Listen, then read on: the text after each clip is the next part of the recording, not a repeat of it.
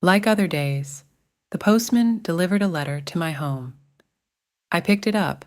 It was an invitation from Uncle Richard. He invited me to dinner at his home. Let me introduce Uncle Richard. First, though, let me tell you about myself. I am Anita, a 35-year-old woman who lives in Dublin. I am a teacher, specializing in physics at Queen's School. I have no siblings, just a son who resides with his father in London. Uncle Richard is actually my father's uncle, but we all call him Uncle Richard. He is a 79-year-old miserly man who has never married, believing he was never wealthy enough to do so. As far as I can recall, he has never invited any family member to join him for lunch or dinner. I read the invitation once more. Dear Anita, I would like to invite you to dinner at my place on 27/11/1970. Dinner will be served at 6:10 p.m. The address is at the bottom of the letter.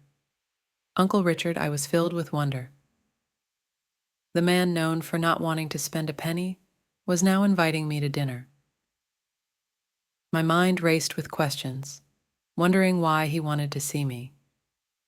Perhaps he intended to donate his belongings to me, but I dismissed that thought. It was impossible. Uncle Richard lived in a small village 65 miles from Dublin. The day arrived. It was Saturday, the 27th of November. I prepared myself for dinner with an odious man, the very man the family avoided communicating with. I headed straight to the bus terminal and purchased a ticket to Kilkenny, where Uncle Richard resided. After nearly 2 hours, I arrived at the village. The bus driver dropped me off near the convenience store. I entered and asked the saleswoman for directions to Uncle Richard's address. The elderly saleswoman called a young lad. Come, John, take the lady to the address. I thanked her, and we left the store together. John pointed towards the door and dashed off. I knocked on the door, and after a minute, a stranger opened it. The stranger looked at me curiously, then allowed me to enter. The home was very old, appearing as though it hadn't been renovated since it was built. The stranger guided me to the dining room, where I found my cousins already gathered. A few minutes later, one of the guests left the room and returned shortly. The stranger stood by the door, and I asked her, "Doesn't Uncle Richard want to join us? Could you please inform him that we are here?"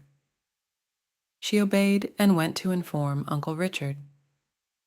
The commotion grew louder, and suddenly silence fell over the room. Shouts erupted from upstairs.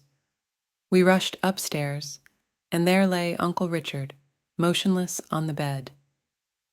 One of us called for an ambulance, and we were all in shock. The ambulance arrived, followed by a police car. One of the officers, Constable Peterson, instructed us to return to the living room. There he began questioning us. "Now, it's the servant's turn to be questioned," Constable Peterson said. "Your name?" he asked. "Timo." "I'd like to see your ID or passport." "I have none." "What is your status in Ireland?" "No status." "Where are you from?" "The East." "How long have you been working for Mr. Brown?" 10 years. "And how much did he pay you monthly?" "Just a place to sleep and some food to survive." Constable Peterson finished with Timo and turned to us. "Nobody has the right to leave the house until we receive confirmation of natural death." He escorted the ambulance, and we, along with the other officer, stayed at the home. We were all trembling. I lost track of time and the day until we heard cars parking outside.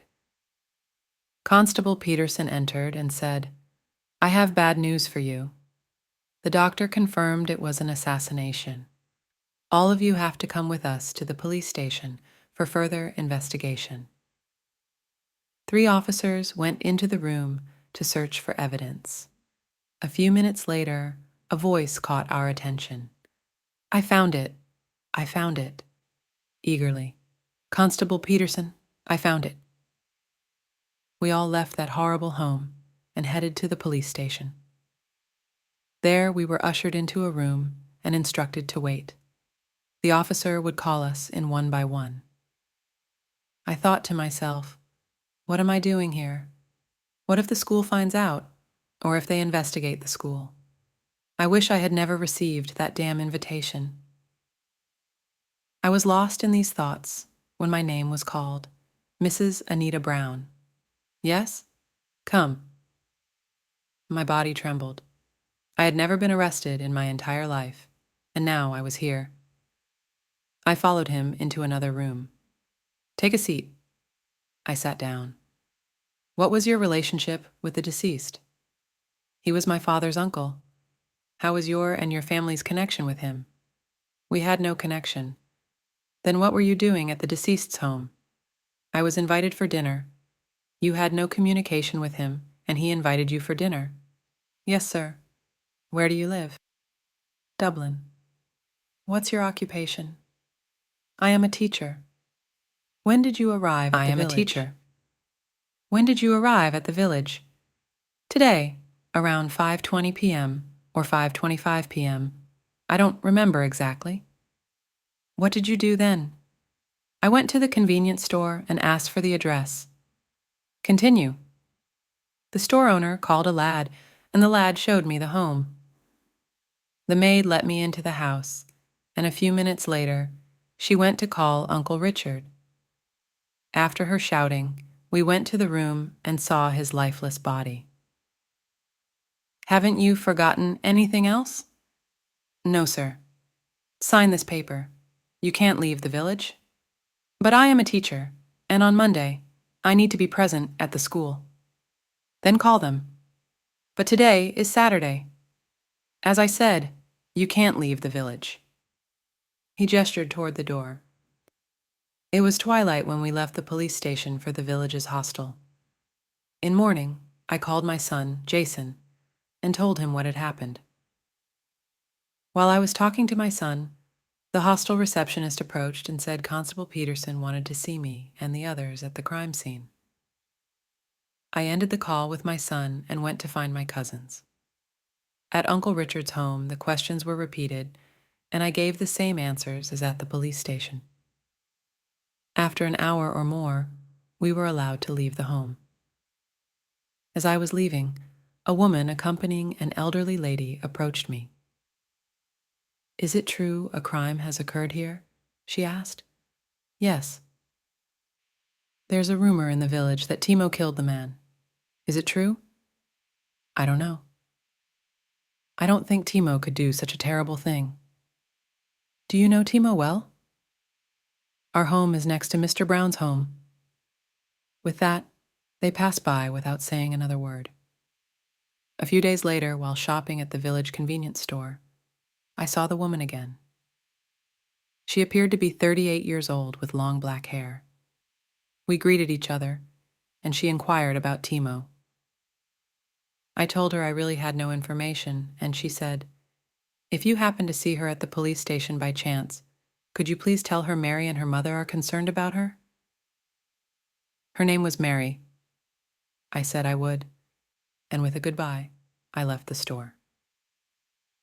1 week after the assassination, at Kilkenny's police station, the chief constable entered Constable Peterson's room. "I want to introduce Constable Fee.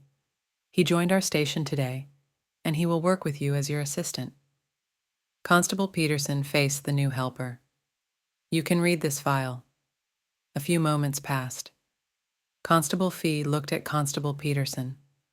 "Who are you suspicious of?" "The maid." "She has not." "Then send her with the file to Dublin." He left the room, and Constable Fee followed him. Chief Constable: "And what is your argument?" Constable Fee: "She can't kill him because, firstly, during the homicide, she was with the guests. She needed that man for shelter and food. If she wanted to kill him, she could have done it within those 10 years, not when the home was filled with guests. We haven't investigated the people around him like neighbors. Please let me investigate the village's people. Chief Constable. The responsibility of the file is with Constable Peterson, but I can allow you to investigate the people. Constable Fee. Thanks, Chief. Today the weather is sunny and windy in Kilkenny after 2 days of rain. Constable Fee has started his inquiry from the villagers, but so far he hasn't succeeded in finding any leads. He left the station for the convenience store. The seller had 2 customers, so Constable Fee preferred to wait until the store cleared out. The store's door opened again as another customer came in. The customer, I never can predict the weather.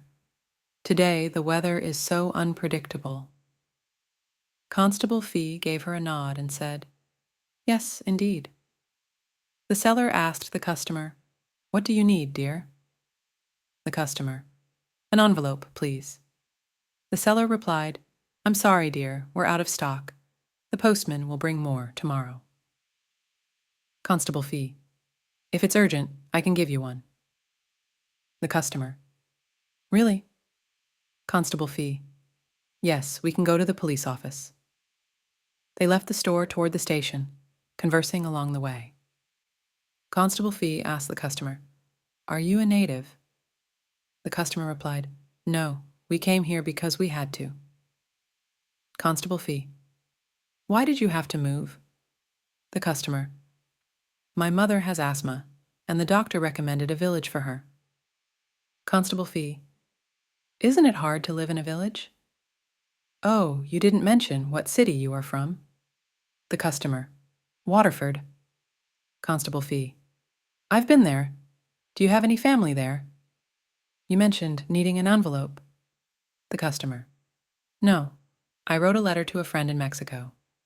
They both reached the police station. Constable Fee turned to the customer. You can come in or wait for me here. The customer, I will come in.